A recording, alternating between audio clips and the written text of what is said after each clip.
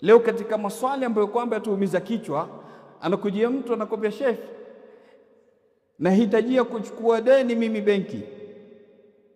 Unamwambia deni la riba, kwambia lakini unajua kama riba haramu, na Mwenyezi Mungu asema yamhaqu Allahu riba wa yurbi sadaqat.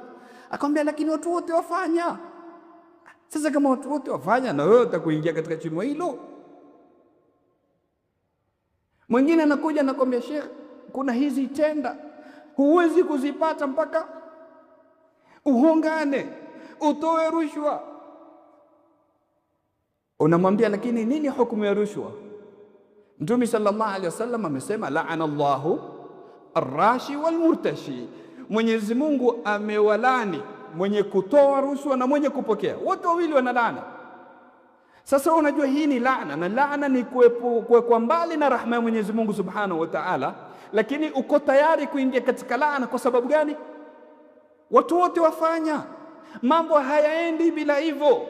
Kama sikufanya mimi sitoipata tena. Shekhe, na zikae kando. Wewe kwako muhimu ni Mola wako ama ni hizo pesa ambazo kwamba zitafuta?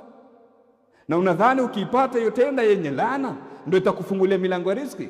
Zitaingia na huku zitoke na huku.